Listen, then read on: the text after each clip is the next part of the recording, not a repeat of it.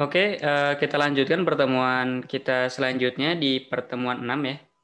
Malam ini kita akan masuk ke tahap baru dari yang sebelumnya kita udah belajar tentang face recognition menggunakan algoritma yang sederhana boleh dibilang ya di OpenCV, di extra modulnya OpenCV. Kita kemarin menggunakan LBPH Face Recognizer, Eigenface, Face gitu ya untuk melakukan face recognition dan hasilnya juga nggak jelek gitu ya, bagus. Tapi apakah bisa kita perbaiki atau istilahnya jangan-jangan yang kita pelajari kemarin ada yang miss gitu ya. Nah ini hari ini kita akan coba gali lebih dalam. Nah terkait di sisi machine learning. Jadi bagaimana pemrosesan data dan proses recognize dari data yang kita punya itu berjalan dengan sesuai standarnya gitu ya. Yang kemarin kita cukup pakai aja, nggak tahu itu di belakangnya ada apa dan seperti apa gitu harusnya di handle gitu ya. Nah malam hari ini kita akan coba bahas. Ini ada beberapa poin-poin yang akan kita bahas, mulai dari machine learning itu apa, intro ke OpenCV machine learning. Jadi ada submodul di OpenCV yang fokus membahas tentang machine learning. Terus kita masuk lebih dalam ke salah satu algoritma yang disupport di OpenCV ML yaitu support vector machine algorithm ya. Dan tentu saja kita akan gunakan si support vector machine algorithm ini dengan LBPH ya untuk face recognition. Dan kita juga akan sedikit compare dengan implementasi lain tapi tidak menggunakan OpenCV yaitu menggunakan scikit-learn dan scikit-image ya. Dan juga kita akan coba varian-varian lainnya lah, kombinasi-kombinasi lainnya. Kalau untuk dua bagian bawah ini sepertinya nggak akan cukup, jadi saya cut juga dari materi untuk tuning hyperparameter dengan run inverse model sebagai MJPEG stream ya, mungkin di pertemuan next gitu ya. Oke, kita masuk dulu ke background-nya ya. Kemarin kan kita udah belajar tentang OpenCV face recognition menggunakan CV2 face ya. Di dalamnya ada eigenface, Fisher face, local binary pattern histogram atau LBPH. Nah, eigenface, Fisher face dan LBPH ini sebenarnya teknik yang disebut dengan facial descriptor gitu ya. Apa itu facial descriptor? Jadi proses membuat sebuah vektor data ya berupa angka-angka gitu ya dari original datanya yang berupa gambar gitu. Karena kita tahu kan kemarin udah sempat disinggung kalau image data itu matriks berukuran besar gitu ya. Kalau 100 kali 100 pixel saja udah 10.000 titik data gitu. Sehingga kita perlu sebuah teknik untuk mereduksi untuk mewakilkan nilai original tersebut. Nah, facial descriptor ini adalah salah satu teknik untuk mengekstrak fitur penting dalam wajah gitu ya. Kurang lebih seperti itu. Nah, tekniknya yang kita bahas sebelumnya itu ada 3, eigenface, Fisher face, dan local binary pattern ya. Tapi di luar itu masih banyak lagi teknik lainnya. Nah, lantas kalau misalkan LBPH, eigenface, Fisher face itu merupakan ya facial descriptor gitu ya, atau teknik yang hanya pada intinya membuat perwakilan sebuah data yang ukurannya besar gitu ya. Nah, kok dia bisa mampu membedakan satu wajah dengan wajah lain? Bagaimana dia bisa tahu wajah si A dan si B gitu ya. Nah, ini ternyata yang tidak diekspos di CV2 face yang kemarin kita gunakan ya. Nah, jadi si eigenface, Fisher face maupun LBPH ini ya hanya membuat vektor data lah istilahnya. Nah, ternyata di jurnal aslinya si OpenCV ya, dia merujuk pada sebuah jurnal yang linknya bisa ditemukan di sini ya. Oke. Nah, terus seperti apa sih skema di dalam face recognizer yang 3 kemarin yang kita gunakan gitu ya. Nah, sebenarnya mau itu di yang eigenface recognizer atau Fisher face recognizer atau LBPH face recognizer yang kemarin kita gunakan, bagian eigenface, Fisher face dan LBPH-nya itu hanya sebatas special descriptor sebagaimana di atas sudah dijelaskan. Nah, part untuk membedakan gambar satu dan gambar dua, orang satu dan orang kedua, ini merupakan partnya classification algorithm yang kemarin nggak kelihatan tuh di functionnya ya. Nah, di jurnal yang face recognition with local binary pattern ini yang dirujuk sama si OpenCV, ternyata ini kita bahas salah satunya aja, misalkan LBPH. Dia itu menggunakan classifier yang disebut dengan nearest neighbor ya, nearest neighbor classifier. dan menghitung dia itu kan kalau nearest neighbor itu berdasarkan kedekatan data gitu ya. Kalau misalkan kita punya data sampel terdistribusi di daerah A, B, dan C, nanti ketika kita masukkan data tes, ini dia dicek nih nilainya gitu ya. Itu lebih dekat ke A, ke B, ke C, atau ke D gitu. Nah, kalau yang paling dekat, nah itu berarti anggapnya kelas tersebut. Nearest neighbor itu kurang lebih seperti itu gitu ya. Nah, cara mengukur kedekatannya dia menggunakan teknik chi-square lah. Chi-square itu kalau di istilahnya untuk distance measurement, dia bisa mengukur kedekatan dari satu distribusi data dengan distribusi data yang lain. Kebetulan kalau dipakai facial descriptornya LBPH, distribusi datanya itu berupa histogram karena kan LBPH itu local binary pattern histogram. Datanya berupa histogram. Nah, kemarin kan juga kita dengan face recognition-nya LBPH gitu ya, kalau dibandingin ketiganya kan paling tinggi akurasinya ya. Tapi ketika melihat ini ternyata classifier-nya nearest neighbor, apakah mungkin kita ganti classifier di internal function-nya yang si LBPH face recognizer-nya OpenCV? Nah, itu yang akan kita bahas sekarang. Kita akan coba custom bagian classifier-nya dengan menggunakan algoritma lain. Nah, contohnya yang akan kita bahas gitu, yang akan kita terapkan adalah menggunakan support vector machine. Nah, lebih jelasnya akan kita masuk ke bagian tentang machine learning-nya. Nah, itu sedikit intro di balik apa yang telah kita pelajari sebelumnya. Sekarang kita akan coba bahas machine learning-nya ya. Machine learning itu apa? Pada intinya machine learning itu adalah proses membuat komputer menjadi cerdas tanpa kita state secara tertulis gitu ya. Jadi dia memang cerdas berdasarkan data yang dia pelajari, bukan ya kita kasih logic if else ya. Nah, itu yang disebut dengan machine learning. Di sini juga ada kutipannya, machine learning provides system ability to automatically learn and improve from experience without being explicitly programmed. Nah, secara flow-nya, machine learning ini ada beberapa tahap. Misalkan dari input data, berupa gambar dan lain sebagainya, atau data tekstual gitu ya, bisa saja. Terus masuk ke tahap yang disebut dengan feature extraction. Kalau di atas ini, feature extraction ini adalah facial description. Kalau di konteksnya face recognition ya, eigenface, Fisher face, LBPH itu merupakan tahap feature extraction kalau di flow-nya machine learning. Setelah kita beres dapatin fitur dari input data yang kita punya, terus kita akan coba masuk ke tahap classification. Di tahap classification ini tentu saja kita memerlukan algoritma classification ya. Contohnya ada nearest neighbor, ada support vector machine gitu ya, ada neural network dan banyak lagi gitu ya.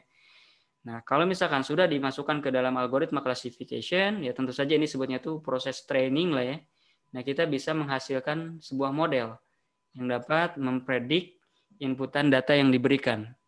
Dia bisa mengklasifikasikan objek A sebagai katakanlah mobil, motor, hewan, atau orang gitu ya. Kurang lebih seperti itu. Nah, mungkin akan bertanya-tanya, kenapa input data ini harus dimasukkan ke fitur extraction terlebih dahulu? Apakah nggak bisa dimasukkan ke classification algorithm?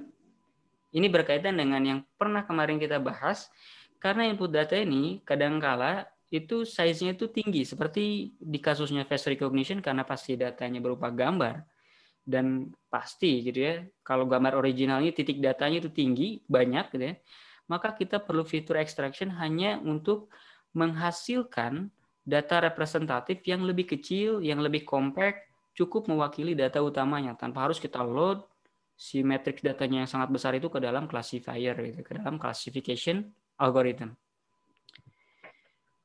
Oke, sampai sini ada yang mau ditanyakan terlebih dahulu?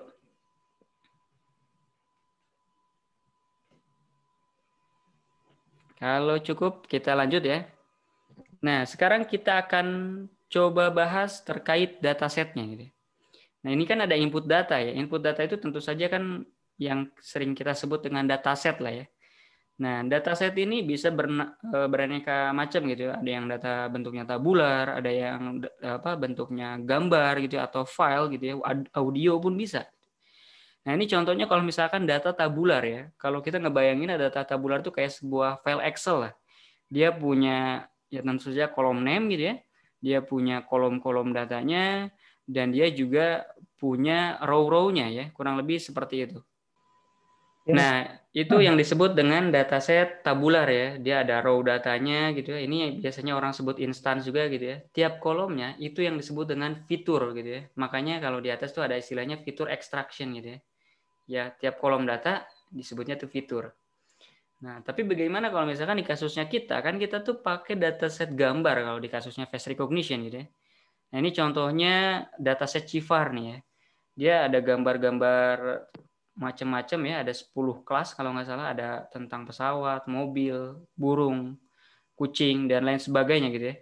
Nah, biasanya ini tiap kelas ini dikasih folder sendiri-sendiri ya. Ya foldernya kita kasih nama sesuai konteks ya. Kalau airplane berarti kita kasih nama airplane, kurang lebih seperti itu. Kalau image dataset itu kurang lebih susunannya seperti itu gitu ya.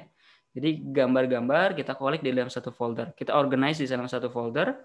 Ya di dalam satu folder tersebut mengindikasikan ya konteks untuk dataset tersebut gitu ya. Nah, itu terkait dataset yang bisa digunakan di machine learning. Nah, selanjutnya dataset ini kita harus split gitu ya. Kita harus potong-potong. Kalau sebelumnya Mas, kalau diingat di pertemuan kelima, dataset yang kita punya gitu ya, yang di folder dataset itu nggak kita potong-potong. Semuanya kita masukkan ke dalam model gitu ya, ke dalam algoritma. Dan untuk pas melakukan tes, kita nyomot 5 gambar di tiap dataset gitu ya. Nah, sehingga data tes yang kita gunakan adalah sebenarnya data training juga yang digunakan pada saat proses training tentunya. Nah, makanya di sebelumnya kita bisa melihat, wah tinggi banget ya pasti. Karena datanya dia udah dipakai juga di proses training. Nah, untuk menghindari kesalahan pengukuran semacam itu, jadi memberikan hasil akurasi yang sebenarnya nggak aktual gitu ya, nggak benar gitu ya. Karena ya tentu saja akurasinya tinggi karena pakai dataset training gitu ya, walaupun kita taruh di folder data test. Nah, makanya kita harus split gitu ya datasetnya. Teknik yang umum gitu untuk melakukan proses splitting ini adalah ya cukup dibagi menjadi 3 bagian gitu ya, dataset yang kita punya. Misalkan kalau kita punya 100 samples data gitu ya. Nah, ini kita bagi menjadi 3 bagian dengan nama training set gitu ya, validation set, dan test set ya. Training set ini adalah tentu saja dari namanya kita tahu ya, dataset yang kita gunakan pada saat proses training atau ya pas di-apply ke algoritma yang pas kita panggil function.train gitu ya. Nah, kalau validation set ini gimana? Validation set ini di kebanyakan algoritma mungkin kalau di machine learning banyak yang nggak mengimplementasikan, tapi kalau pas kita masuk ke deep learning kita bisa pakai validation set. Jadi validation set ini memungkinkan kita untuk mengevaluasi proses training secara real time.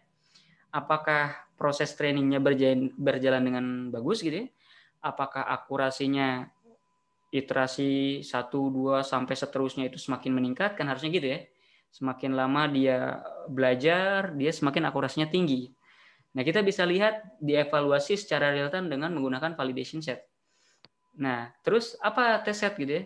Kalau misalkan validation set tadi untuk melakukan evaluasi pada saat training, kalau test set digunakan untuk mengevaluasi model setelah training selesai dilakukan.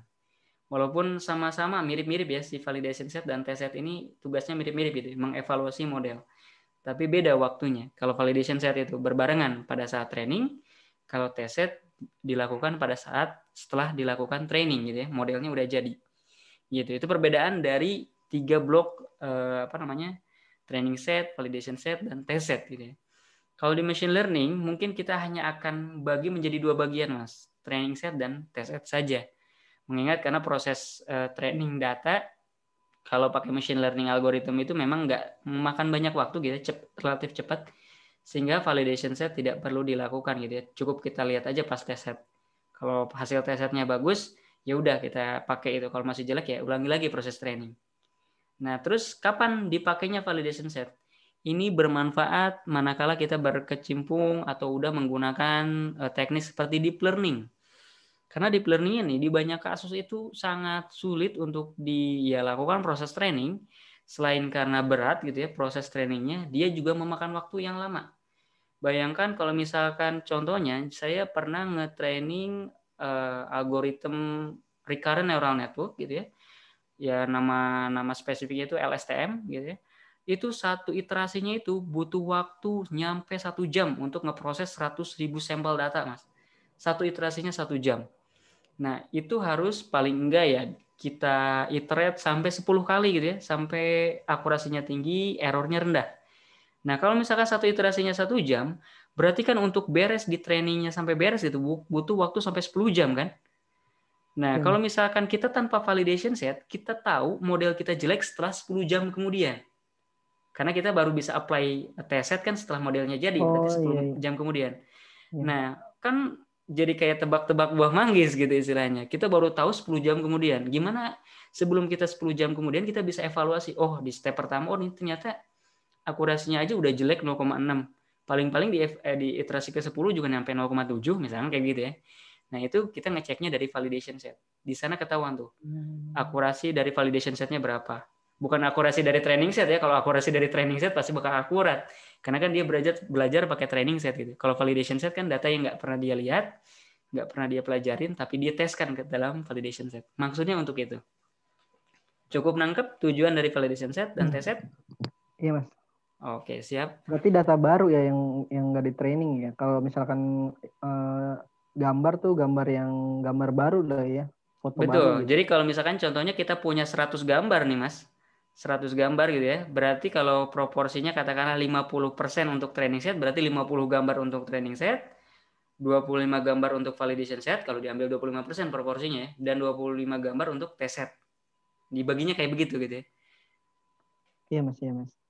Nah, Wah. ini proporsi yang umum, tapi bebas saja. Ada banyak pembagian proporsi dataset yang lain seperti ada 70 untuk training set, 15% untuk validation set, sama 15% untuk test set. Totally harus 100% gitu ya. Kurang lebih seperti itu. Iya Mas. Nah, setelah barusan kita ngebahas tentang data, kita akan masuk ke machine learning algorithm. Kan sebelumnya kita tahu kalau kemarin kita pakai nearest neighbor ternyata di algoritma yang LBPH face recognizer-nya CV2 face ya. Nah, machine learning algorithm itu ada apa aja sih? Nah, ini ada banyak banget gitu ya.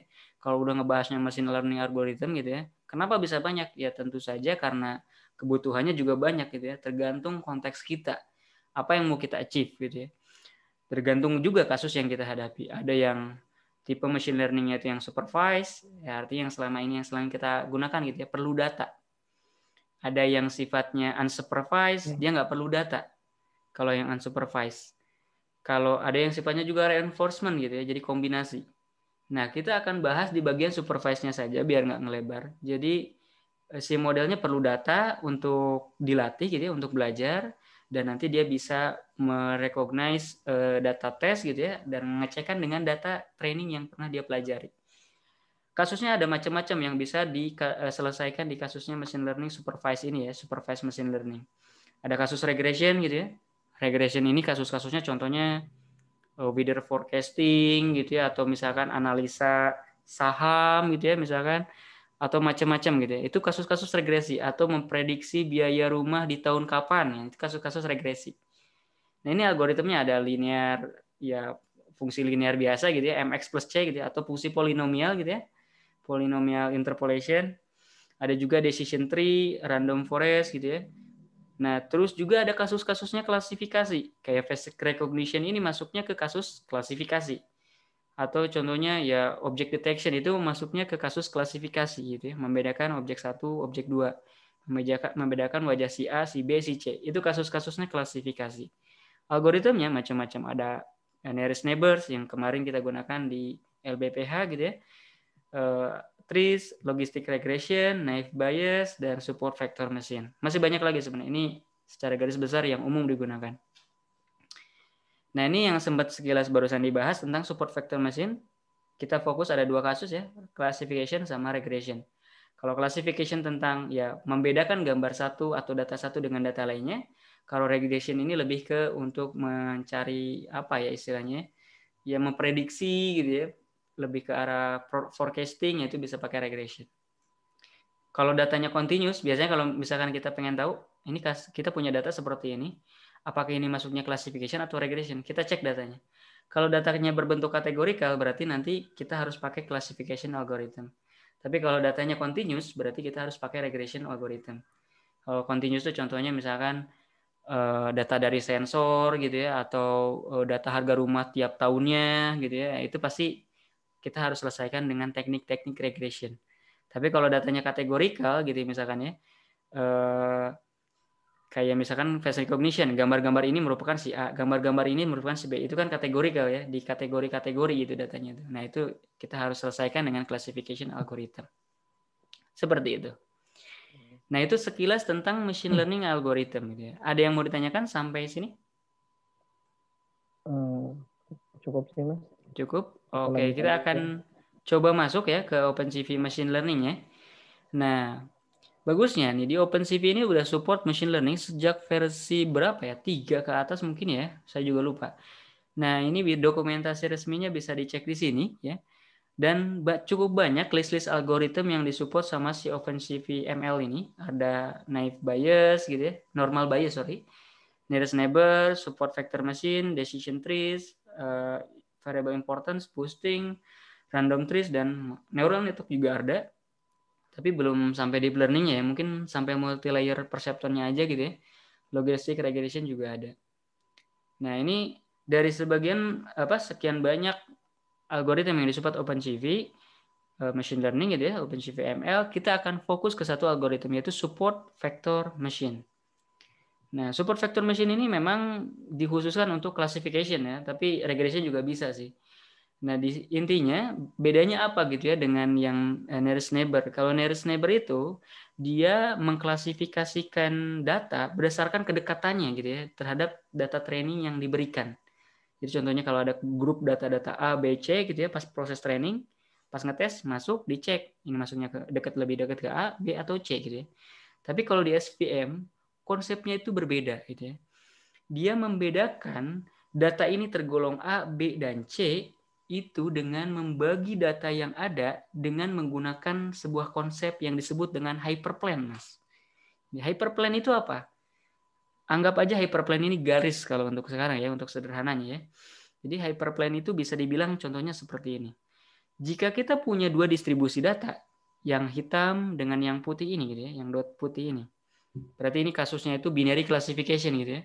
Membedakan bulatan yang warna hitam dan bulatan yang warna putih. Nah, hyperplane itu apa? Jadi hyperplane ini adalah sebuah garis ya yang membentang.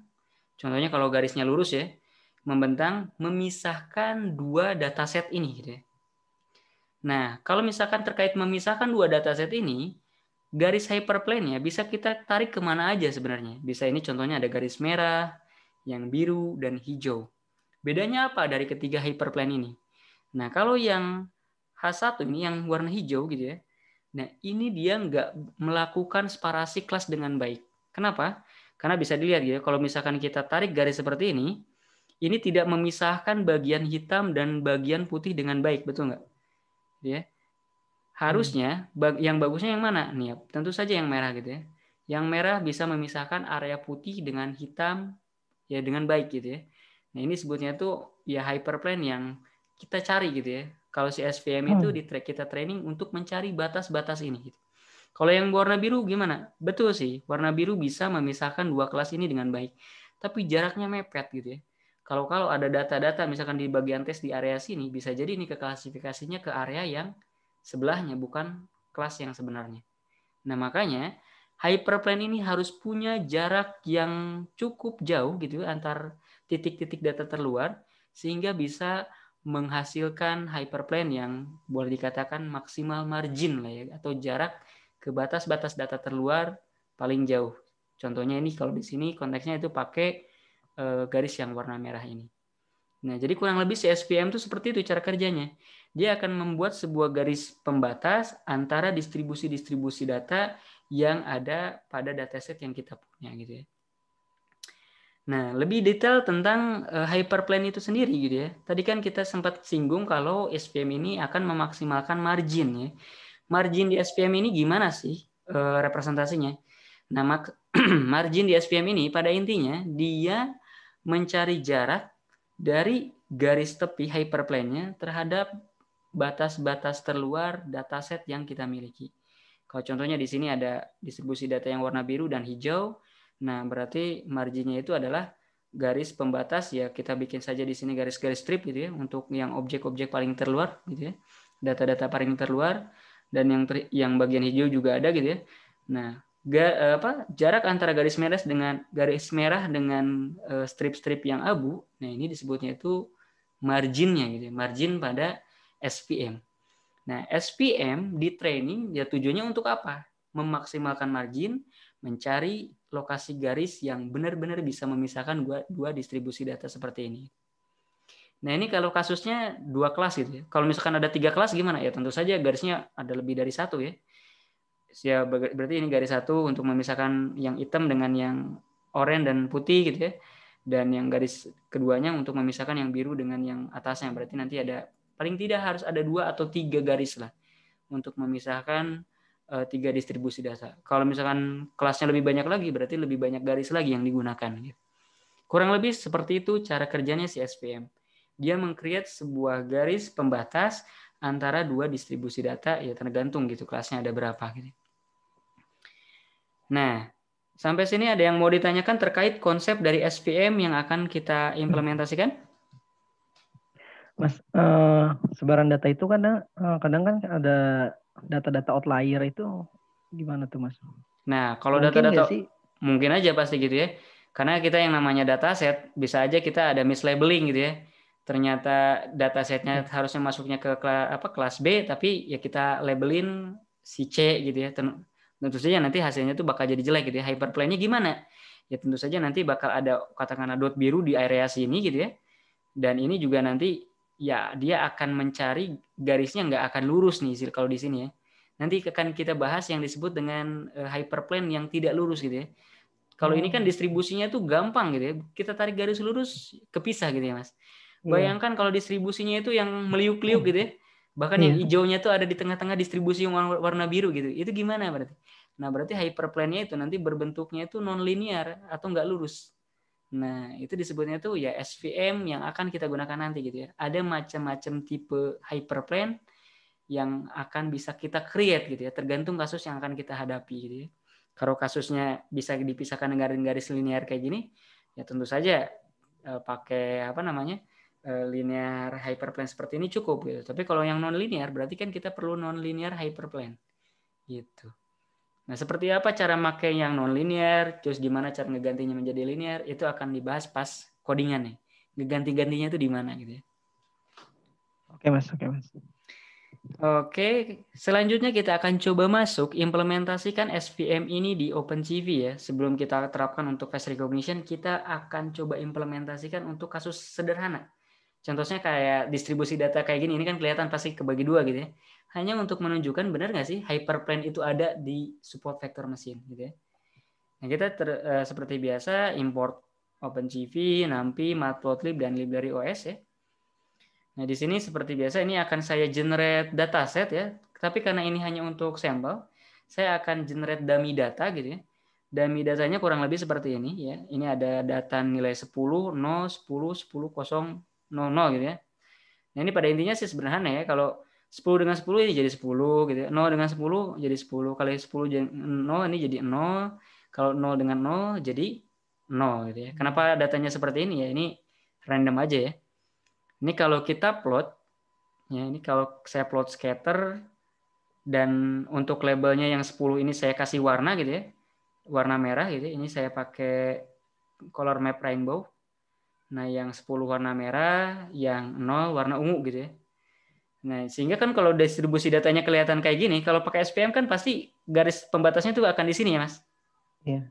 Nah, hyperplane-nya harusnya ada di ya garis lurus inilah di sekitar sini. Nah, kita akan coba gunakan si OpenCV, benar nggak bisa menyelesaikan kasus sederhana kayak begini aja dulu deh gitu ya. Nah, ini kita akan coba berkenalan dengan fungsi SVM di OpenCV ya. Ini ada di modul ML gitu ya. Kalau kemarin kan ada di cv2.face ya. Ini ada di cv2.ml.svm_create ya untuk meng-create SVM modelnya ya. Nah, ketika kita udah nge-create SVM modelnya ini, kita bisa set beberapa metode yang perlu kita atur ya. Karena di atas kan seperti yang kita bilang tadi bisa ngatur hyperplane ya, yang linear ataupun yang non linear. Nah, di sini ada di metode set type ya untuk ngeganti tipe dari SVM yang akan kita gunakan ya. Tipenya ada beberapa yang disupport, ada CV2ML SVM CSVC, CV2ML SVM NU SVC, SVM one class, SVM EPS SPR, ada SVM NU SPR. Bedanya apa gitu ya? Kalau CSVC ini digunakan untuk support vector classification. Ya tentu saja dari namanya aja udah jelas gitu ya. SVM yang khusus untuk classification gitu ya. Nah, ini pakai C parameternya tuh. Nah, terus ada NU SVC. Sama seperti yang di atas untuk SVM untuk classification, tapi parameternya itu pakai NU. NU itu ya pakai V kayak gini ya. V Greek simbol ya. Nah, bedanya apa itu nanti kita bisa lihat di bawah. Ada yang one class, ini yang kalau distribusinya untuk one class. Dan sekali lagi mungkin tadi yang CSVC ini bisa support untuk multi class ya. Jadi kalau banyaknya kelas itu lebih dari 2 ya. Contohnya kayak face recognition pasti kan kelasnya lebih dari 2 ya. Ada orang A, B, C, D bisa banyak banget. Ini paling cocok pakai CSVC deh. Nah, terus juga ada EPS SPR. Ini kalau SPM-nya kita gunakan untuk regression problem ya atau NU SPR. Ini kalau pakai parameternya NU. Nah, ini kita juga harus set beberapa parameter ya. Selain di SPM type ini kita setting tipenya apa ya. Ketika tipenya kita setting, ini harus kita set nilai C-nya ya. Di sini tuh C itu apa gitu ya. C itu disebut regularization parameter. Ini kalau kita pilihnya CSVC, NU SPR sama EPS SPR ya. Ini wajib kita panggil .set C gitu ya. Atur berapa nilainya. Defaultnya kalau nggak salah nilainya 1. Nah, kalau kita pakai ESP-SPR, ini kita wajib set nilai PI-nya. PI itu nilai epsilon. Nah, atau ya di sini pakai simbol ini ya. Kalau kita pakai NU SVC, NU SPR, SPM one class, nah ini kita wajib set nilai NU-nya ya, atau kita bisa gunakan .set NU. Nah, itu terkait untuk ngeset type ya, dan ngeset parameter type-nya gitu ya. Selain itu juga kita bisa ngeset kernel. Nah, ini yang mengontrol dari hyperplane yang akan kebentuk ya. Nah, kernel yang disupport ada SVM linear, tentu saja ini nanti ya bentuknya akan jadi hyperplane gitu ya, hyperplane linear. Kalau poly berarti hyperplane-nya berbentuk polinomial. Ada yang RBF, radial basis function. Di kebanyakan kasus ini bagus untuk dipilih gitu ya. Ada yang sigmoid ya, sigmoid kernel, dan ada juga yang chi-square ya, tapi lupa saya masukin ke sini. Nah, itu salah satu yang juga kita bisa gunakan. Chi-square ini formulanya mirip-mirip dengan RBF ya. Nah, ini kernel parameternya kalau misalkan kita pakai linear nggak ada yang perlu di set gitu ya. Kalau polinomial wajib ngeset degree-nya sama koefisien nolnya. Ini kalau di formula polinomialnya itu D dan R dibentuk fungsi seperti ini. Kalau pakai RBF kita wajib ngeset R gamma ya. Tentu saja kalau chi-square juga kita wajib ngeset gamma ya karena ada parameter gamma di kernel RBF-nya. Kalau sigmoid itu cukup ngeset coef 0-nya saja ya. Nah, seperti itu. Jadi kembali lagi nih kalau misalkan degree berarti pakai set degree. Ini kalau pakai polinomial ya. Tapi karena kita pasti pakai RBF atau chi-square, ya ini kita wajib ngeset gamma pakai function set .set gamma gitu ya. Setelah barusan kita ngeset kernel gitu ya. Pertama kan kita ngeset type, ngeset kernel, dan terakhir ini ngeset term kriteria. Term kriteria ini mengontrol training proses di SPM-nya OpenCV gitu ya.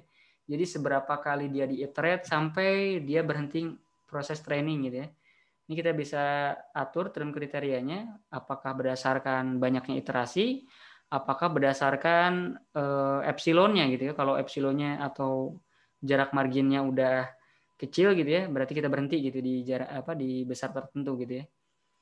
Nah, ini biasanya kalau di SPR pakai epsilon ya, istilah untuk mendefinisikan jarak dari batas hyperplane terhadap batas-batas terluar data gitu ya.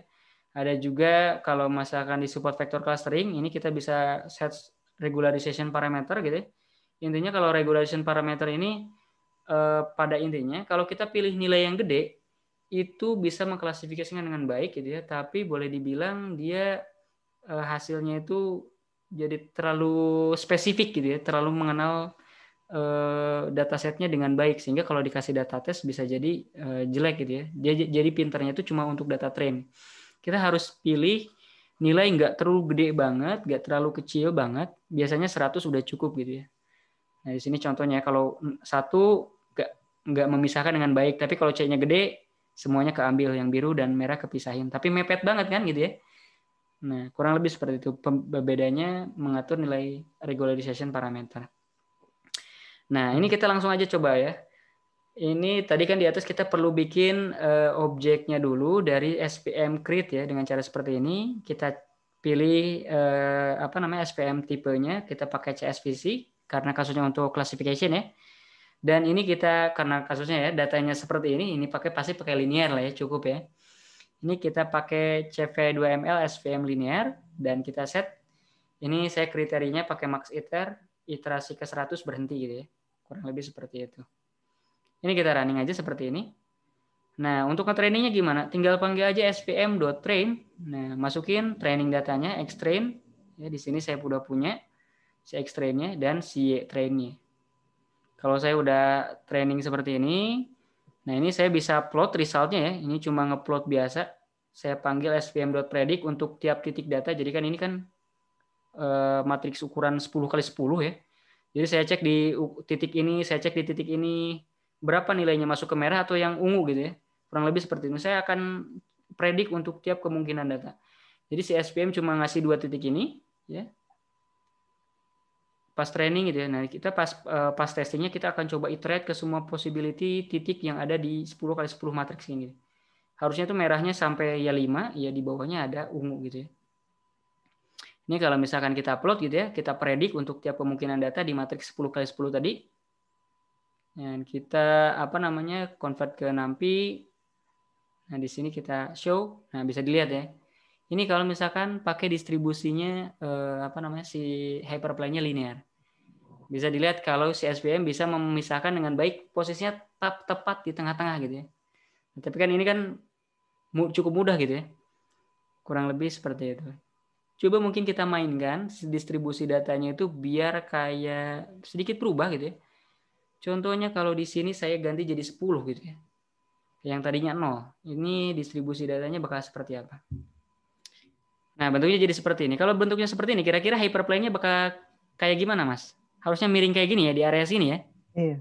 Nah, kita cek. Benar nggak bisa membentuk? Harusnya kan jadi ungunya di sekitar sini, berarti merahnya sekitaran sini gitu ya.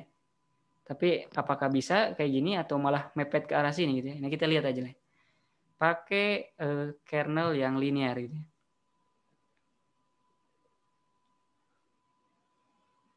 Iya, betul. Pakai yang linear udah cukup ternyata. Nah, kurang lebih seperti itu si SPM tuh ya. Tapi ini kasusnya sekali lagi masih sederhana. Kurang lebih cukup memberikan gambaran bagaimana si SPM bekerja untuk memisahkan 2 distribusi data. Nah, cukup nangkap, Mas? Nangkap, Mas. Oke, siap. Kita lanjut ya.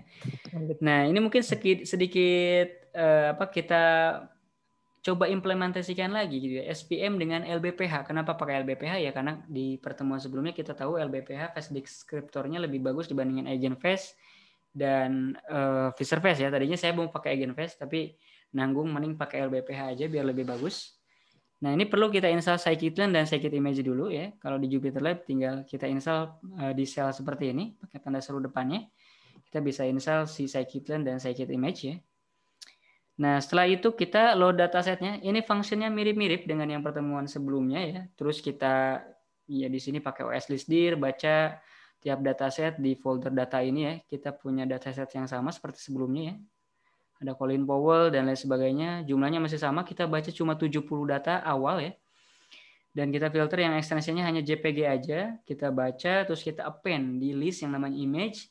Dan kalau namanya saya append di yang namanya ada di foldernya ya. Kita append di list namanya names ya. Ya di sini saya np unique untuk mencari unique name di list names-nya. Nah, tentu saja di sini harusnya ada 5 ini. Colin Powell, Donna Rumsfeld, George Walker Bush, Gerald Schroeder ya, Tony Blair ya. Setelah itu ini ya seperti kemarin juga kita coba view 5 data awal gitu di masing-masing kelas data. Nah, setelah itu juga karena ini kan seperti sebelumnya, seperti saya bilang gitu ya, ini ada background-nya, kita akan coba crop tepat di lokasi wajahnya saja. Gimana cara nge-cropnya? Kita perlu cascade classifier tentu saja untuk mendeteksi lokasi wajah pada gambar gitu ya.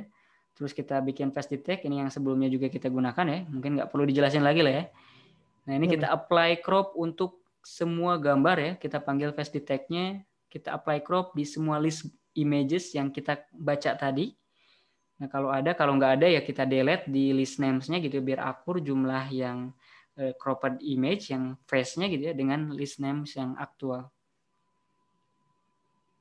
Oke, kita tunggu untuk semua dataset diproses semuanya gitu ya. Di 68 seperti sebelumnya mungkin ya karena Angelnya miring ya di 170 juga nggak dapat. Nah berarti di names-nya juga di indeks ini juga dihapus ya. Oke, setelah itu kita view seperti kemarin juga untuk lihat, make sure aja sih benar-benar lokasi face-nya. Nah, ini oke ya. Kita udah berhasil dapatkan area wajahnya dengan baik gitu ya. Nah, setelah itu, karena kan seperti tadi dilihat ya, di list names ini kita baru menyimpan list nama-namanya saja. Gitu ya. Sementara seperti kemarin pernah dijelaskan, kalau algoritma machine learning nggak bisa nih kalau target labelnya itu bentuknya huruf atau tekstual gitu ya. Kita harus convert ke numeral gitu kan, si Y-nya ya, atau si names-nya ini. Kemarin kalau nggak salah bikin variabel namanya tuh names fact ya, vector names-nya menggunakan NumPy ya. Nah, tapi agak sedikit ribet. Nah, kalau kita sekarang akan gunakan scikit-learn yang lebih standar ya. Di scikit-learn itu ada submodul namanya preprocessing dan ada function label encoder untuk melakukan proses encoding ya dari textual data menjadi number gitu tanpa menggunakan NumPy where dan iterate untuk tiap elemen gitu ya. Nah, ini cenderung lebih standar dibandingkan yang NumPy gitu ya. Nah, ini tinggal panggil aja seperti ini gitu ya, label encoder. Nah, ini saya kasih nama objeknya LA ya, label encoder gitu ya. LA.fit ya. Masukkan list nama-namanya. Di sini kita bisa cek kelasnya. Ini outputnya sama dengan yang hasil NP unique ya. Jadi sebenarnya di atas ini kita nggak perlu panggil lagi NP unique ya. Tinggal panggil aja LA.classes untuk dapetin list nama-nama uniknya. Habis itu kita apply transform datanya sehingga di sini kita bisa menghasilkan representasi data tekstualnya menjadi data numerik yang mana kita tahu kan sebelumnya kalau di names itu isinya tekstual ya. Jadi di sini bisa kita lihat harusnya Colin Powell ini ya 0 gitu ya. Seperti dilihat di sini ya, Donald Rumsfeld jadi 1 gitu ya kalau perwakilan numeralnya dan George Walker Bush itu 2, kurang lebih seperti itu. Nah, selanjutnya lagi, setelah barusan kita berhasil nih tahap merubah label datanya gitu ya menjadi vektor numeral seperti ini menggunakan label encodernya scikit-learn. Sekarang kita akan coba split datanya seperti yang dijelaskan tadi di awal ya, karena biar lebih standar di machine learning. Kita akan split menjadi 75% train dan 25% test. Kita nggak pakai validation set di sini ya, karena mengingat di machine learning cukup mudah untuk di training. Untuk melakukan proses splitting ini, saya perlu function di scikit-learn lagi. Nah, ada di model selection, ada function train test split ya. Ini bisa diimport seperti ini. Nah, fungsinya tinggal dipanggil saja. Di sini ada beberapa parameter yang harus kita masukkan. Di atas kan kita udah punya list gambar-gambar hasil cropan wajahnya ya. Ini disimpan di cropped image. Saya convert menjadi NumPy array dengan format float 32 ya. Ini diperlukan karena model-model di bawah expect dari si variabel crop image-nya ini atau si data image-nya ini dalam bentuk float 32. Nah, name fact ini adalah tadi vektor data dalam bentuk numeriknya. Ini kita split nih. Ini kan ada berapa tadi banyaknya ya. Nah, ini juga yang cropped image juga kita split. 75% untuk train, 25% untuk test. Nah, nge-splitnya seperti ini. Gimana caranya kita nge-set 25% ya? Nah, di sini kita specify parameter test size. Kalau kita set 0,25 menandakan berarti 25% untuk test dataset dan 75% tentu saja untuk training dataset. Ya. Kalau random set ini untuk menjaga agar hasil separasinya itu konsisten ya. Nah, ini bisa dilihat sekarang hasil sparetnya dari total mungkin ya 257 plus 86 gitu ya. 257 sampel digunakan untuk train dan test gitu ya. Train, X-train dan Y-train, dan kalau misalkan yang untuk testnya dia hanya ada 86 sampel saja. Kalau kemarin kan seluruhan datanya kita masukin ke LBPH Face Recognizer ya. Data tesnya kita pakai comot 55 gambar dari data training juga gitu ya. Makanya datanya bagus gitu. Nah, risetnya bagus. Nah, sekarang ini kita hanya akan mengapply yang training saja terhadap model dan terus mengetesnya menggunakan data tes yang belum sama sekali dia lihat. Gak sama sekali pernah dia ketahui gitu. Sehingga kita bisa betul-betul ukur si modelnya benar-benar ngedeteksi dengan baik atau enggak gitu ya. Kurang lebih sampai seperti itu. Sampai sini clear Mas tentang split dataset menggunakan scikit-learn train test split? Ada yang mau ditanyakan nanti terlebih dahulu? Ya. Yang test size itu bisa kita explore lah ya. Nanti kalau ada itu kurang atau nambah Betul. bisa diganti-ganti ya Mas ya? Bisa diganti-ganti. Jadi gitu? bisa diganti-ganti betul. Jadi misalkan kalau resultnya ternyata jelek, salah satu parameter yang bisa diganti adalah ya proporsi pembagian training dan tesnya. Kita bisa bagi tesnya misalkan jadi 70, trainnya jadi 70, tesnya 30 juga bisa. Nanti kita lihat lagi hasilnya, akurasinya makin bagus atau enggak. Kurang lebih seperti itu. Gitu. Cukup clear? Okay, Mas. Oke, kalau cukup clear sekarang kita akan masuk Clear, nih ke implementasi LBPH gitu ya. Tapi sekarang kita nggak combine dulu dengan SVM gitu ya. Akan kita taruh di bawah. Kita akan coba buat dulu LBPH dengan nearest neighbor. Yang kemarin kan kita pakainya full yang dari fungsi OpenCV ya. Kita tahunya panggil satu fungsi jadi aja gitu ya. Nah, kita coba replicate, kita create LBPH-nya itu menggunakan scikit-learn, bantuan scikit-learn. Ini kenapa harus kita gunakan kayak begini? Karena sekali lagi nih, kita akan mengcombine LBPH dengan SVM. Berarti kita harus prepare LBPH-nya itu persis seperti yang kita dapatkan di LBPH-nya OpenCV. Jangan sampai beda. Karena yang akan kita bandingkan kan ujung-ujungnya itu adalah classifier-nya. SVM-nya lebih bagus nggak dari nearest neighbor gitu kan? Kalau LBPH-nya udah hasilnya beda kan, berarti ya istilahnya parameter yang berpengaruhnya bukan hanya classifier-nya saja, tapi LBPH-nya juga gitu kan. Nah, sehingga kita harus create ulang LBPH-nya juga, tapi tanpa OpenCV. Gitu.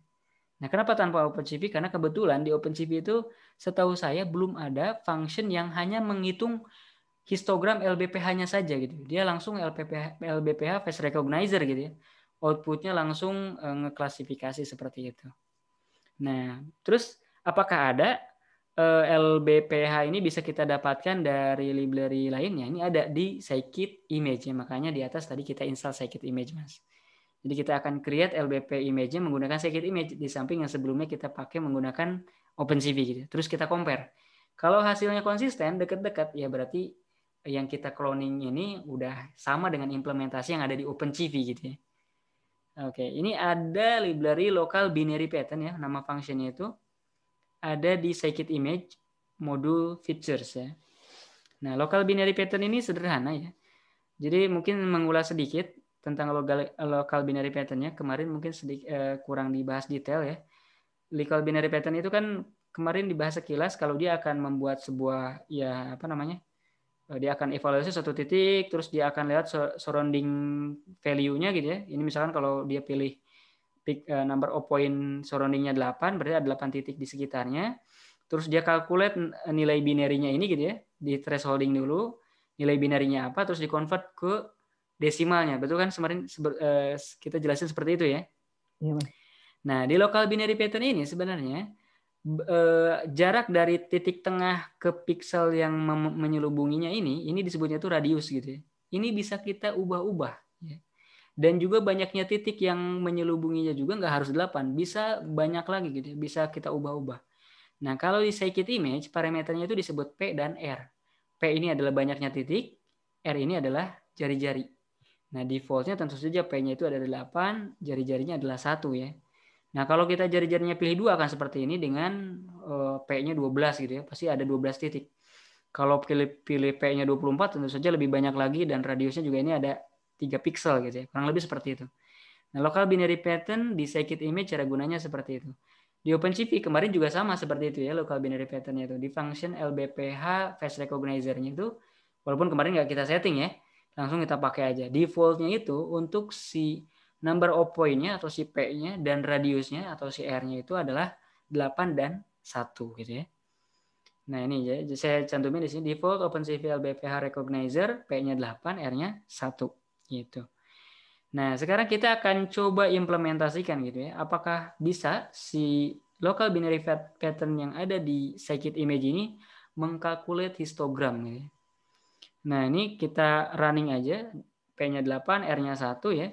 Untuk gambar yang pertama ya, di X-train itu kan tadi kita hasil split ya, saya ambil satu sampel, saya kasih nama IMG, saya masukkan ke function local binary pattern, image-nya dengan titik poinnya ada 8, radiusnya 1, metodenya default biar sama seperti OpenCV ya. Nah, outputnya LBP image. Ya, LBP image ini apa? Kalau saya plot Mas, pakai plt.imshow LBP img ya, Gmap-nya ya, karena pasti grayscale ya. Saya kasih gray gitu ya, seperti ini. Ini outputnya itu adalah tentu saja LBP ya, local binary pattern image. Bentuknya seperti ini. Yang sebelumnya juga pernah kita lihat di pertemuan kemarin ya. Iya, Nah, ini hasil function ini tuh image kayak begini. Sementara kan kalau kita berbicaranya LBPH, outputnya tuh harusnya histogram, bukan image LBP, betul nggak? Nah, berarti si image LBP ini kita harus convert ke histogram. Nah, saya akan convert menggunakan fungsi NumPy ya. NumPy punya fungsi untuk mengkonvert dari image LBP ya, yang hitam putih seperti ini, menjadi histogram gitu ya. Nah, caranya tinggal panggil aja np.hist ya, gambar yang kita punya ya, LBP IMG, .travel ini biar jadi satu dimensi ya. Jadi yang contohnya misalkan kalau LBP IMG ini di print kan matriks 2 dimensi sebenarnya. Bracket pertamanya ada 2. Tapi kalau kita panggil .travel di belakangnya ini bakal jadi satu dimensi.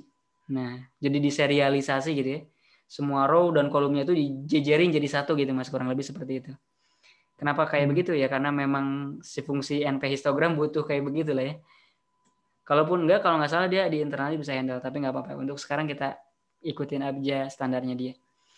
Nah, ini ada beberapa parameter bins dan rank. Nah, bins dan ranknya itu adalah 2 pangkat berapa banyaknya titik poin yang ada di LBP-nya ya. Karena di sini 8 berarti 2 pangkat 8 itu berapa ya? 256 kalau nggak salah ya. Bins dan rank ya. Rank ini bentuknya tuple 0 karena pasti nilai awalnya 0 ya di histogram apa di citra ini ya. Nah, maksimumnya adalah 2 pangkat 8 ya atau 256 ya, karena grayscale citra kan bervariasi dari 0 sampai 255 ya. Jadi mentokin ranknya berarti 0 sampai 256 gitu ya. Kurang lebih seperti itu. Density true ini biar outputnya jadi normal ternormalisasi ya, rentangnya kalau ditotalin histogramnya gitu ya, itu jadi 1, kurang lebih seperti itu. Ini kalau saya print hanya ini jadi bentuk matriks histogram, jadi list 1 dimensi ya, ini histogram data gitu ya. Ini size-nya pasti 256 ya, karena di atas tadi NPR-nya 2 pangkat P ya, P-nya 8, 2 pangkat 8 ya 256 ya. Ini kalau kita cek, ya 256, betul. Kurang lebih seperti itu ya. Nah ini kita udah berhasil bikin histogramnya Mas. Nah ini kita bisa upload histogramnya dengan si gambarnya ya, dengan gambar yang kita punya. Karena IMG ini tadi saya nyomot di sampel pertama, di X-train ya. Ini kalau misalkan saya plot si gambarnya, saya subplot kanan kiri ya. Sisi kirinya saya plot gambar originalnya, si IMG.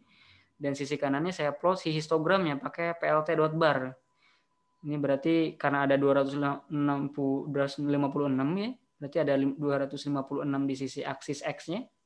Dan ke atas ini adalah value-nya ya untuk masing-masing di sini. Nah, jadi kalau kita lihat ya histogram LBP-nya untuk yang Colin Powell ya, dia distribusi histogramnya seperti ini. Kalau untuk dataset lain pasti unik juga gitu ya, bisa dibedakan histogram satu dengan yang lainnya gitu ya. Nah, kurang lebih kayak gitu tuh cara pakainya si local binary pattern di si scikit image.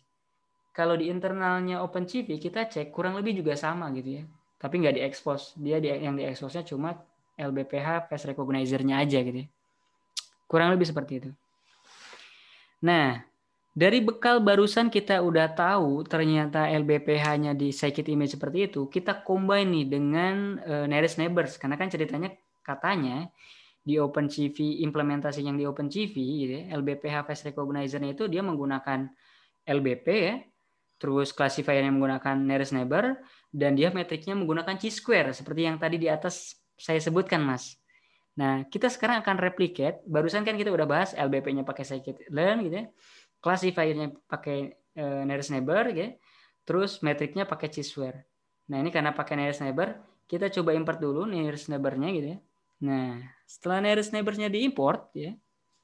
Sekarang saya akan create class. Ini biar enak aja gitu ya kalau dibikin kelas, function-functionnya di wrap di dalam satu kelas ya. Saya akan kasih nama LBPH Face Recognizer Custom. Kalau sebelumnya kan LBPH Face Recognizer Create ya kalau punyanya OpenCV. Nah ini custom karena kita custom nih, benar-benar bukan pakai OpenCV tapi kita berharap resultnya sama seperti OpenCV gitu ya. Dia pakai LBPH dan nearest neighbor dengan metrik chi-square ya untuk mengukur jarak kedekatan antara data sampel dengan trainingnya gitu ya. Nah ini kita udah import mode algoritma nearest neighbor-nya. Di sini saya bikin init function. Kalau di kelas kan mungkin masnya udah belajar OOP Python juga ya. Jadi harusnya nggak asing dengan bentuk kelas seperti ini ya. Yeah. Function init ini kan kalau di kelas itu akan di-execute ketika kelas ini diinisialisasi dalam objek gitu ya, di-create menjadi objek.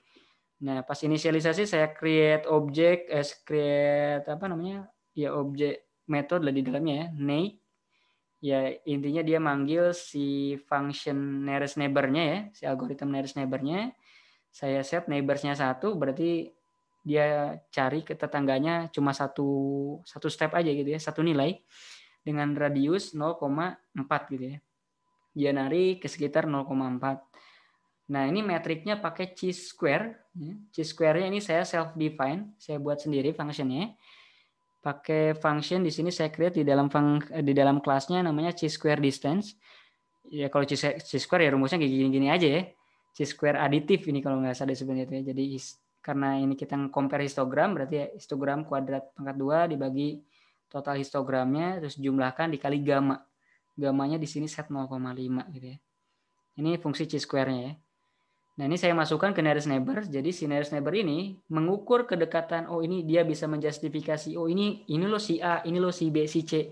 Ini dia berdasarkan output dari si chi-square distance. Kalau distance-nya itu close enough gitu ya, kecil banget. Oh berarti dia bisa sebut oh ini si A, si B, si C. Dia cari yang paling dekat dari semua kelas yang ada. Kurang lebih seperti itu. Nah, untuk mengkalkulasi LBP histogramnya, di sini saya bikin function lagi untuk nge-wrap si function local binary pattern-nya punya si scikit image di atas ya, Mas. Nah, kenapa di sini panjang kayak begini ya? Karena LBPH ini kan aspeknya bentuknya histogram ya. Setelah saya calculate local binary pattern, nah, kalau dibaca di jurnal yang link tadi di atas saya kasih, Mas, untuk mengkalkulate histogramnya nggak langsung tok kayak begini ternyata dia ya. Dia itu akan bagi si gambar hasil LBP-nya itu, Mas, menjadi blok ukuran 8x8. Jadi kalau bayangkan kalau misalkan gambarnya ukuran 80x80 pixel, berarti per bloknya itu ada 10x10 pixel tuh, Mas. Berarti ada berapa blok tuh ya? 8 kali ada 64 blok, kurang lebih seperti itu. Nangkep nggak sampai sana? Nah, ulang ya. Jadi si local binary pattern ini kan akan menghasilkan image LBP ya. Nah, di implementasinya OpenCV, dia itu, si LBP image-nya itu, sebelum dikalkulate histogram, dia bagi-bagi dulu dengan ukuran 8x8. Bukan ukuran 8x8, jadi istilahnya dibagi 8x8 lah. Kalau misalkan gambarnya size-nya 80x80 pixel, ya, kalau dibagi 8 blok ke arah X, 8 blok ke arah Y, berarti kan 10x10 pixel kan per bloknya, betul nggak? Oh iya. Nah baru tuh 10/10 per masing-masing blok itu baru dikalkulasi histogramnya, gitu. Kenapa harus kayak begitu? Nah itu saya juga kurang paham, belum sempat baca detail jurnal ya. Tapi karena ini kita tujuannya untuk mereplikat apa yang ada di dalam CV2 Face Recognizer itu, kita ikutin aja ya, seperti apa maunya dia gitu ya. Nah, ini saya bagi-bagi pakai apa? Ini ada function sliding window ya. Ini saya buat seperti ini. Ya, intinya dia akan nge-crop dari si gambar originalnya ke ukuran window yang saya pilih ya. Di sini ada parameter window, di ini HSZ ya, WSZ. HSZ, WSZ ini ya tentu saja hasil pembagian dari ukuran gambar originalnya dibagi 8, lebarnya juga dibagi 8. Ya kalau misalkan lebar tingginya 80, kalau dibagi 8 berarti kan HSZ, WSZ-nya 10 berarti kan. Berarti di crop per 10 pixel ke lebar ataupun tingginya. Nah, pakai function sliding window. Habis itu barulah di compute histogramnya gitu ya. Nah, tiap gambar yang saya dapatkan ini saya keluarin namanya C gitu ya. C ini ya baru saya compute histogram seperti di atas. Nah, di sini saya lakuin normalisasi tapi ini nggak wajib ya. Kalau mau karena di sini udah density terus sebenarnya udah normalize, kalau mau ditambahin normalisasi lagi bisa seperti ini. Kalaupun di uncommon juga nggak apa-apa. Kalau di aktual OpenCV-nya ini nggak ada gitu ya. Habis itu karena ini kan histogram untuk satu blok tadi tuh Mas yang contohnya 10 kali 10 pixel tadi kan. Nah, kita extend nih, kita gabungin untuk semua histogram masing-masing blok tersebut. Berarti kan ada 64 histogram kecil gitu ya. Nah, bayangin tadi si H ini tuh kan per histogramnya itu ada nilainya 0 sampai 256 kan? Kalau di sini ada 64 berarti ada 8 kali 8 64 dikali 256. Berarti ada 1600-an berapa ya 1600-an gitu ya istilahnya size si histogramnya gitu ya. Jadi si function find LBP histogram ini si E ini dia akan mengembalikan list isinya histogram gabungan untuk keseluruhan 8 kali 8 blok tadi, Mas. Cukup clear? Iya, Mas. Nah, udah dikalkulasi histogramnya, ya tentu saja di sini kita bisa lihat di bagian trennya ya. Ini ngekalkulasi histogramnya kayak gini, image by image ya. Di sini saya simpan di properties face histogram. Habis itu barulah saya masukin ke nearest neighbor si face histogramnya. Ini di metode train. Jadi nanti tinggal dipanggil aja objeknya .train gitu ya kalau kita udah create si dari kelas ini gitu ya. Kalau udah dipanggil train, di dalamnya ya mengkalkulasi LBP dengan nearest neighbor, kita bisa panggil predict gitu ya. Predictnya caranya sama juga, kita calculate LBP histogram, terus kita calculate nearest neighbor gitu ya. Kurang lebih seperti itu. Ini kita running kelasnya. Nah, ini saya create objeknya ya dari kelas yang saya buat di atas, LBPH Face Recognizer Custom ya. Yang custom. Saya kasih nama LBPH Model Custom. Nah, ini di sini udah jelas pasti dia menginisialisasi nearest neighbors modelnya ya. Dan selanjutnya saya panggil .train-nya ya. Masukkan X-train dan Y-train-nya yang hasil split di atas ya. Pakai scikit-learn. Nah, ini saya train tentu saja akan mengeksekusi bagian ini. Mencari LBP histogram ya, manggil blok ini dan tentu saja mengkalkulate nearest neighbors ya. Dengan hasil face histogramnya dengan metrik chi-square distance yang tadi saya inisialisasi sama seperti yang di OpenCV. Ini saya bisa running dan saya training ya. Kita tunggu beberapa saat sampai dia beres nge-training.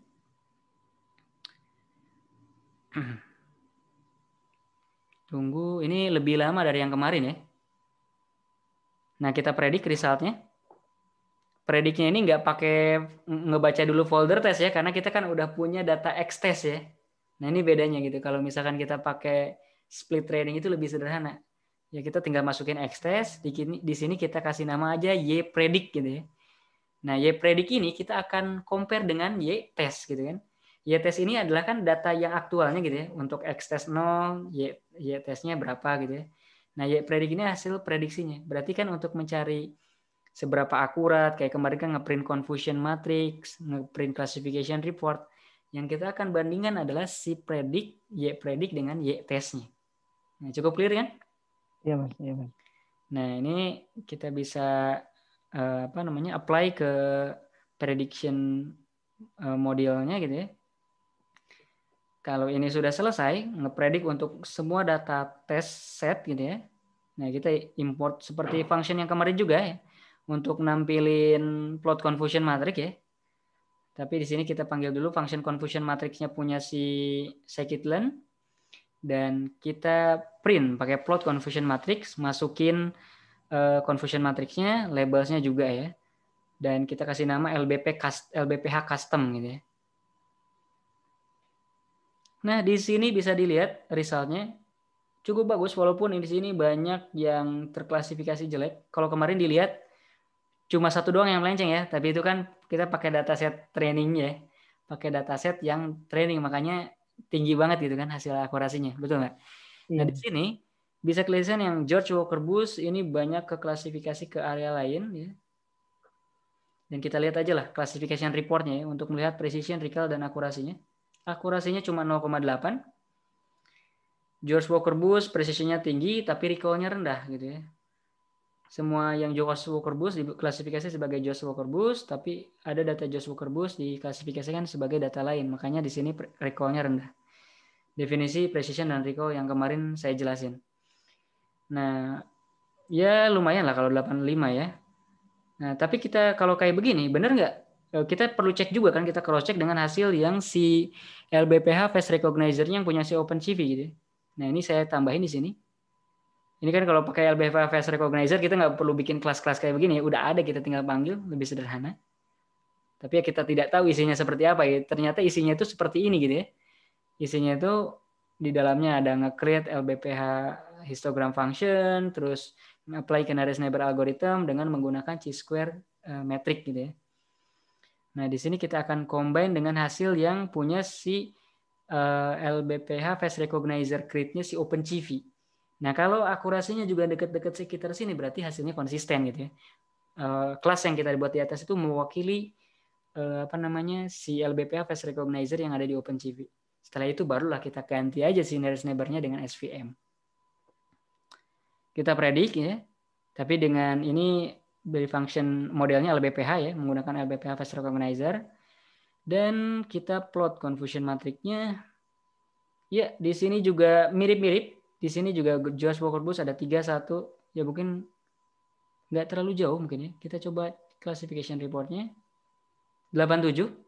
2 digit 0,02 lebih tinggi atau 2% lebih tinggi ya. Tapi mostly deket-deket lah.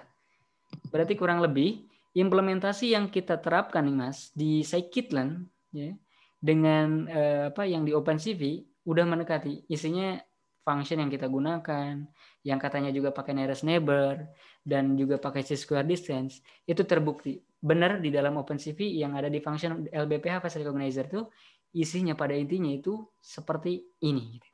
Nangkap sampai sini? Iya Mas.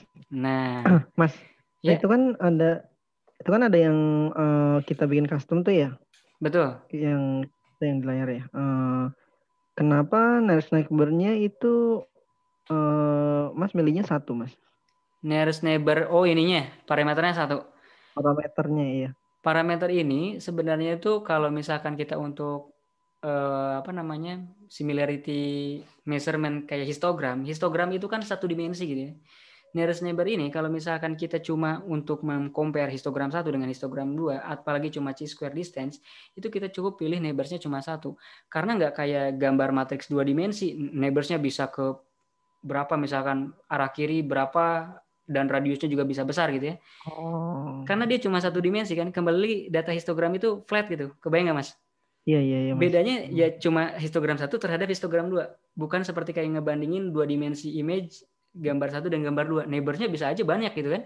Ke pixel ke berapa, ke pixel ke berapa, ke pixel berapa. Kurang lebih seperti itu. Nangkep? Oh, iya nangkep Mas. Maka kalaupun kita set nilai tinggi nggak apa-apa. Dia pasti bond-nya tetap di 1 gitu. Di dalamnya cuma ngukur ke distance 1 bisanya, nggak ada distance ya lebih jauh gitu ya, kurang lebih seperti itu.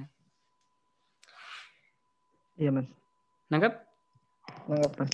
Oke siap. Nah mungkin perbedaan 2%-nya itu mungkin ditambahkan gara-gara normalisasi ini ya, tapi itu cuma spekulasi. Tapi nggak apa-apa lah, beda 2% kita bisa paling nggak udah cukup happy, kita bisa mereplicate function LBPH Face Recognizer create-nya punya si OpenCV. Tapi tidak menggunakan OpenCV, kita menggunakan scikit-learn dan scikit-image gitu ya. Nah, kenapa sih kita harus recreate lagi gitu ya? Ini karena kebutuhannya sekarang kita akan coba ganti classifier-nya itu menggunakan SVM, betul nggak? Nah, karena sekarang kita udah cukup pede, ternyata kelasnya bentuknya seperti ini, karena kita pengen ganti pakai SVM, berarti blok ini aja kan yang harus kita ganti pakai SVM, betul? Iya. Nah, itu idenya tuh dari sana. Kenapa larinya tuh saya muter dulu harus ke sini gitu. Untuk make sure apa yang kita implementasikan tuh cukup sepadan dengan apa yang di OpenCV. Jadi result nanti yang kita hasilkan itu tuh benar-benar pengaruh dari kita ganti classifier-nya aja dari nearest neighbor ke support vector machine. Jadi yang pengen saya sampaikan adalah, di tahap selanjutnya ini ada classifier yang lebih canggih daripada nearest neighbor yang hanya mengukur kedekatan data gitu ya, yaitu dengan cara ya menggunakan algoritma support vector machine yang dia bisa tadi tuh secara canggih banyak kernelnya, bisa nonlinear, dan kalaupun separasinya itu jelek dia bisa pisahkan dengan baik. Yang jelas lebih canggih dari nearest neighbor. Tapi kita buktikan, benar nggak akurasinya itu lebih tinggi dari, ya bisa kita lihat ya barusan, baik yang implementasinya di OpenCV maupun yang kita create custom di sekitaran 85-87% ya akurasinya gitu. Sampai sini nangkep arahnya, Mas? Iya, Mas. Iya, Mas. Oke. Nah, baru nih kita masuk ke bagian implementasinya CSVM dengan LBPH. Nah, CSVM dan LBPH kita akan coba menggunakan SVM yang ada di OpenCV, gitu ya. Ada dua variasi nih, SVM di OpenCV dan LBPH-nya tentu saja di scikit-learn ya. Nah, dan yang di bawah yang 5.2 ada SVM-nya di scikit-learn, scikit-learn ya, dan LBPH-nya juga di scikit-learn. Kita akan compare hasil keduanya gitu. SVM di OpenCV dengan SVM di scikit-learn. Gitu. Jadi dengan seperti ini tuh kita bisa tahu, untuk image processing atau computer vision tuh nggak melulu pakai OpenCV. Kita bisa combine, kita kolaborasi dengan library lain, dan kita bisa cek apakah hasilnya konsisten atau enggak. Kurang lebih seperti itu idenya. Nah, di sini saya bikin kelas lagi, namanya LBPH SVM Recognizer V1 ya, karena untuk yang SVM OpenCV per LB plus LBPH Scikit. Strukturnya mirip-mirip seperti yang di atas ya. Di sini tapi saya nggak bikin function chi-square distance ya. Kenapa saya nggak bikin ya? Karena ternyata di dalam SVM-nya si OpenCV dia udah menyediakan kernel SVM chi-square. Jadi dia di dalam CV2 MLC SVM chi-square ini sudah mengimplementasikan function chi-square distance yang tadi kita create ya, Mas. Iya. Nah, jadi nggak perlu create manual lagi gitu ya. Tinggal pakai aja. Ini identik, bisa dicek. Nah, ini sama seperti yang sebelumnya ya. Kita bikin CV2 create, SVM create gitu ya. Ini kernelnya pakai chi-square. Karena pakai chi-square, seperti tadi di awal dibahas, chi-square ini mirip yang kernelnya RBF, perlu ngesetting gamma ya. Nah, makanya di sini saya masukkan input ketika awal nge-create LBPH recognizer-nya ini, saya masukkan default value gamma 0,001 ya. Nah, 0,001 ini saya pilih random aja, don't have any idea lah istilahnya, saya pilih kurang lebih seperti ini, bagus atau enggak gitu ya. Nah, ini saya pilih gamma seperti ini. Nah, pakai function .set gamma seperti yang tadi di awal saya bilang untuk ngeset gamma di SVM-nya OpenCV, dan ngeset C-nya juga ya. Di sini 100 gitu ya. Pakai function .set C gitu. Kalau sebelumnya kan kita nggak set ya, ngikutin defaultnya 1. Kita cuma set term kriteria sama set type dan set kernelnya doang ya. Di sini kayak kita set C dan set gamanya, karena mengingat ini kita udah pakai chi-square ya. Chi-square butuh gamma untuk disetting ya. Ini saya set seperti ini. Nah, setelah itu ini fungsi LBPH histogramnya masih sama, ada fungsi sliding window-nya untuk yang nge-crop blok 8 kali 8 blok itu gitu ya. Fungsi train-nya ya tentu saja di sini setelah saya nge-calculate phase histogram, saya manggil fungsi svm.train dibandingkan kalau yang di atas kan nearest neighbor.train ya. Make.train itu ya. Kalau di sini saya panggil svm.train.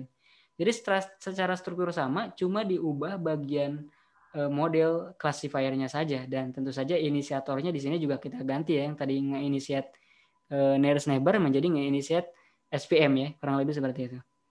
Bagian predictnya juga sama, cuma diganti di bagian prediction-nya saja. Cuman ya di sini saya kasih function tambahan ya untuk nge-convert retrieval value-nya. Karena kalau si svm.predict ini nggak menghasilkan confidence level dalam bentuk persentase gitu ya. Sama seperti yang kayak di OpenCV gitu ya, yang di OpenCV LBPH Face Recognizer, dia menghasilkan distance metricnya. Nah, gimana biar bisa jadi persentase atau nilai 0 sampai 1 gitu ya. Ini kita bisa apply ke function sigmoid lah. Nah, sigmoid ini bisa ngatur inputnya jadi 0 sampai 1. Di rate yang dihasilkan oleh si SVM, ini kan rumusnya sigmoid adalah 1/1 plus eksponen minus nilainya gitu ya. Nah, sehingga kita outputnya bisa di rentang 0 sampai 1. Gitu. Kurang lebih seperti itu. Sampai sini clear dari kelas yang namanya LBPH SVM Recognizer P1 ini, Mas? Iya, Mas. Oke, kita create seperti biasa ini. Kita create objeknya namanya LBPH SVM model V1 ya dari kelas yang barusan kita create. Tinggal kita panggil .train aja untuk X-train dan Y-train yang kita punya ya. Dan tentu saja gitu ya, di sini kita bisa save juga ya, save dan ambil lagi gitu modelnya ya. Karena kalau di OpenCV SVM ini udah ada built-in function .save, maka save-nya dari SVM ya, v1.svm.save gitu ya. Kurang lebih seperti ini. Dan kita bisa baca juga di sini kan bisa kelihatan ya ada .yml yang LBPH SVM model v1.yml-nya ya. Ini saya bisa load ulang, baca ulang.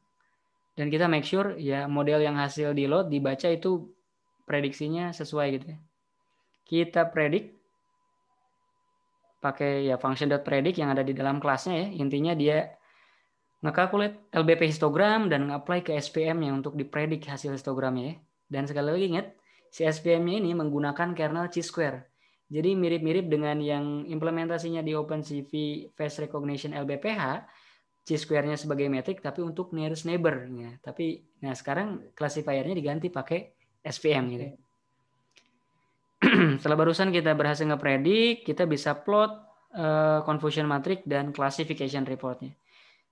Di atas kita ingat hasil untuk yang si nearest neighbor dengan LBPH itu 87 ya. Nah, ini bisa dilihat nih, confusion matrixnya tuh lebih bagus.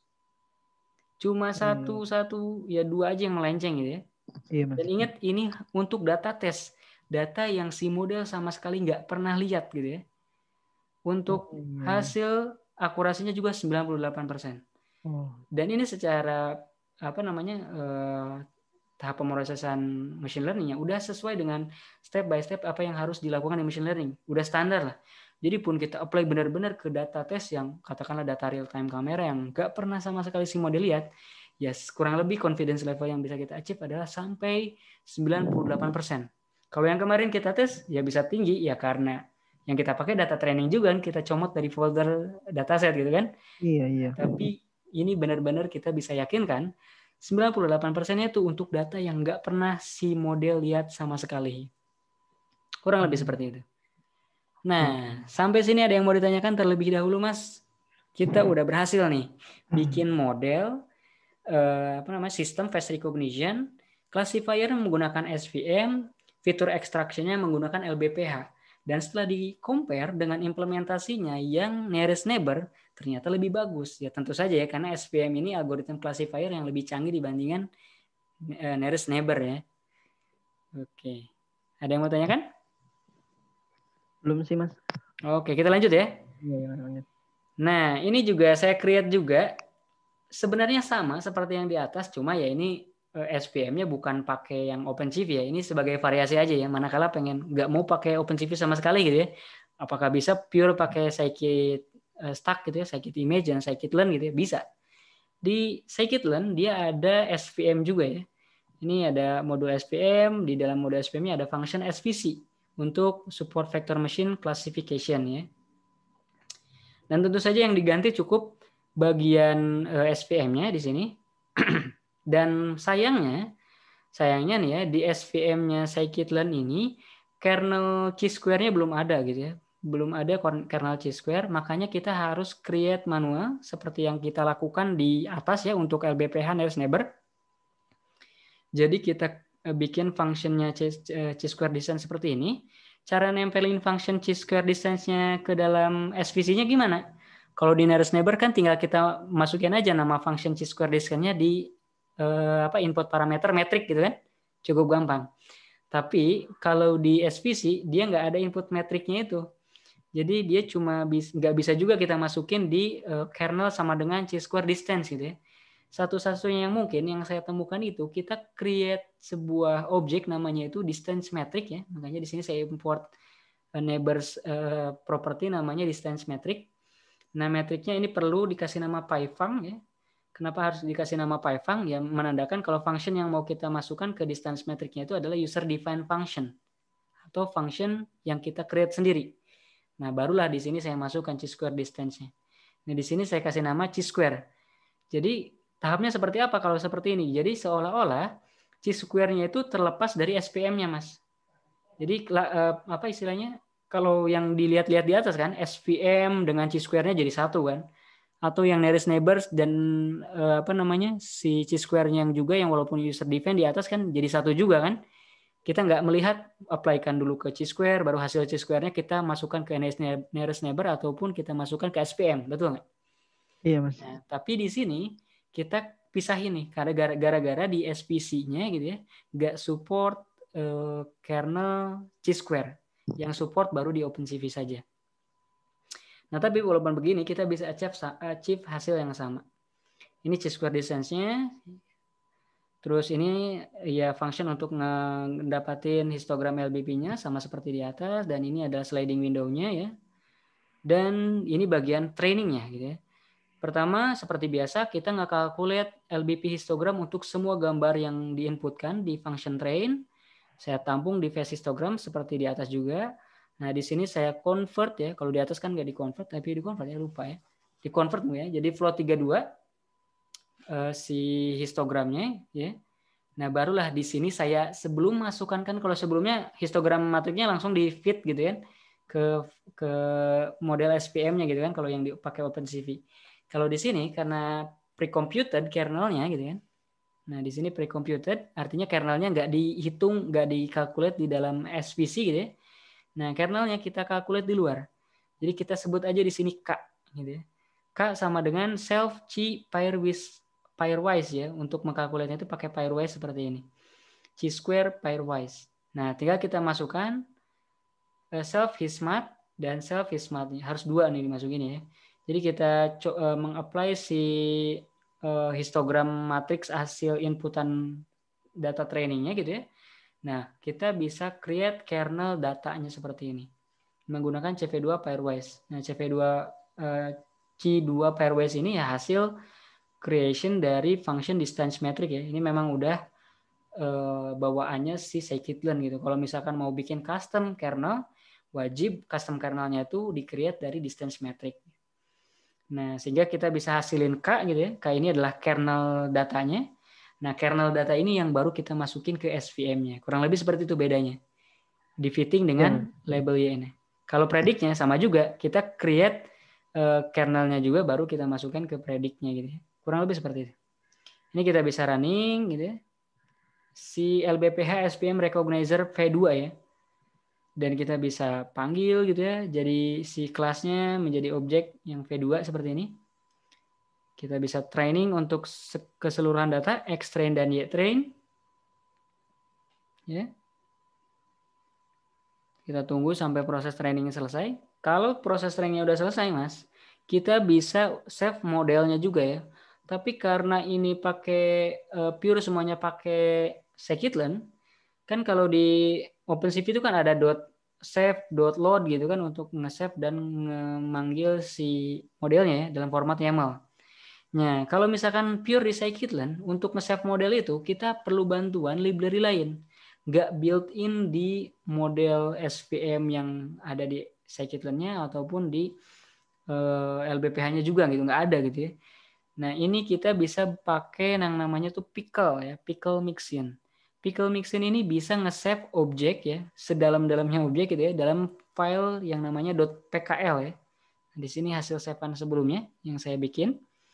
Nah, ini akan meng-save semua properti model yang ada di kelas yang kita create gitu ya.